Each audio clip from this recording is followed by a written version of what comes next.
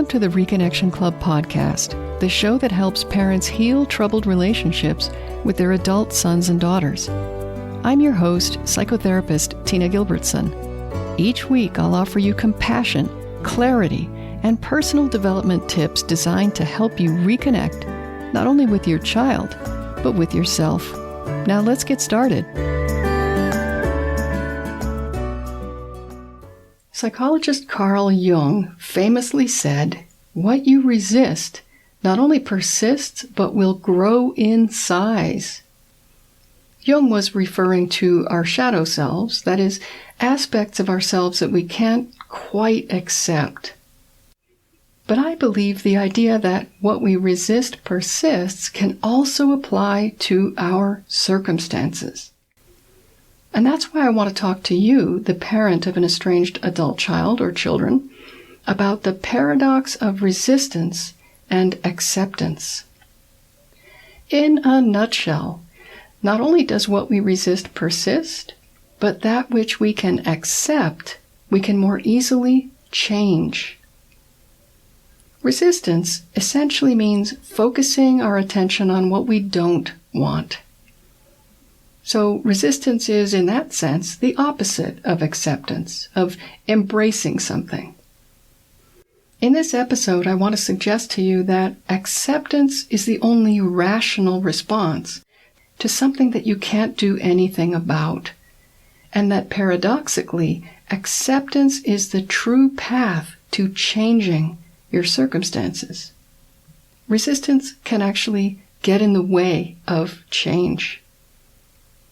Now that's all pretty theoretical, so let me bring this down to earth and give you a real-world example. If your child needs more time before she's ready to talk about reconciliation, that's not something you can change. And neither can she, by the way. Healing and growing and changing and evolving take the time they take, and no one can alter that.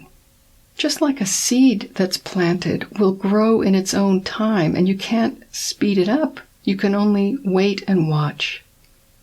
If you resist your child's need for more time, you might be reaching out over and over again and making her feel more and more pressured, and in effect, sending her off in the opposite direction.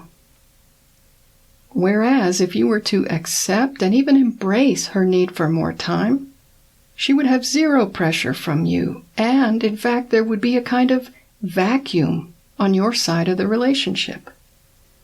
And where pressure repels, vacuums attract. Acceptance is the path to peace in the face of adversity. Resisting what seems to be true, on the other hand, keeps us from finding peace because we're constantly fighting reality. And reality is relentless. It never takes a vacation. We don't want what we have, and yet we have it anyway 24/7. There's no peace as long as we're fighting reality. Given that peace is only found in acceptance and never in resisting what's true, here are a few things I suggest you don't try to resist while you're estranged from your adult child or children. Number 1, don't resist rejection. Trying not to feel rejected when someone important is estranged from you is not really realistic. If you're human, and I know you are, you will feel rejected. It doesn't feel good, but it's okay to experience that. Tell yourself, I'm feeling rejected today because I still haven't heard from my child, and it hurts like crazy. We can't change what we won't accept. If you accept your feelings of rejection, you may process those feelings with your counselor, your spouse, or your best friend. You might realize that rejection is not a new feeling for you. And from there, you may decide that some emotional healing is long overdue. Emotional healing leads to change. But again, you can't change anything you don't first accept. Number 2, don't resist silence. There is wisdom in silence. Remember the saying, it's better to remain silent and be thought a fool than to open your mouth and remove all doubt? That's just one of the potential benefits of silence. Rather than focusing on your child's silence and what it might mean, maybe experiment with embracing silence yourself. Breathe into it. Consciously accept and embrace the absence of communication. If you don't accept the silence between you, you might not allow the silence to do some gentle work on both you and your child. You may create too much noise, too much static, and in doing so, ruin an opportunity for mutual healing.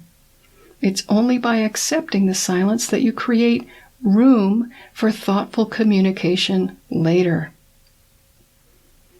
Number 3, don't resist your child's truth. If you've had words with your child and you don't recognize yourself in her descriptions of you, try not to defend yourself. I know that's difficult because it's natural to defend yourself. But your claims of what happened between you are no match for your child's own experiences and beliefs. Regardless of what did happen, your child's impressions are real, and therefore they have to be acknowledged. The more you defend yourself against what feels like unfair criticism or untrue characterizations, the more you dig yourself into a deeper pit of estrangement. Your defenses alienate your child. Embracing your child's perceptions of reality is extremely validating, and nothing greases the wheels of connection quite like validation. Now, that doesn't necessarily mean you agree with any of your child's assessments. It just means you understand where he's coming from and how he could possibly feel and believe the things he feels and believes. Number 4, don't resist estrangement.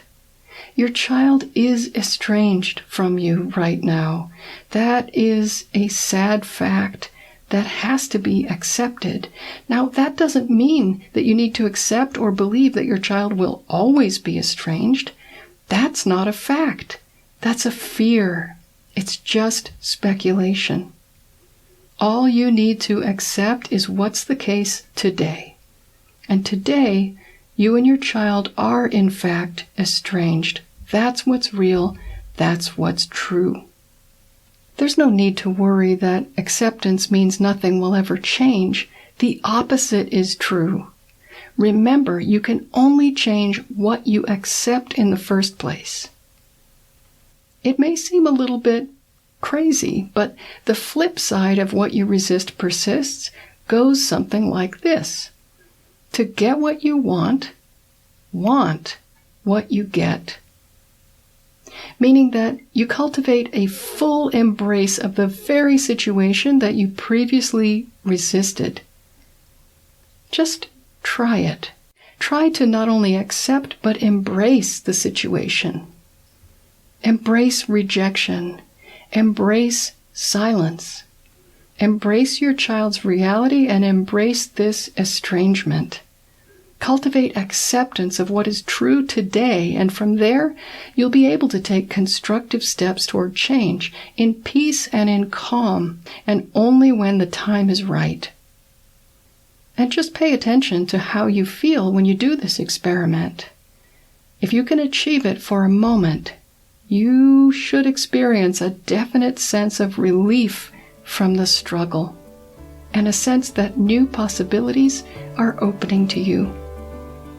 Until next time, remember that you are a loving, lovable, and still growing human being. So please take good care of yourself. Bye for now. If you've enjoyed this episode of the Reconnection Club podcast, I invite you to check out reconnectionclub.com. The Reconnection Club is for parents at any stage of estrangement from their adult, child, or children. So whether you've just realized there's trouble between you, you've been living with estrangement for years, or you're newly reconciled but still walking on eggshells, the Reconnection Club is your essential resource for information, support, and continued personal growth. With our courses and workshops, expert interviews, monthly Q&A calls, and a friendly, active community, the Reconnection Club is a wonderful place to be for anyone suffering the pain of estrangement from an adult, child, or children.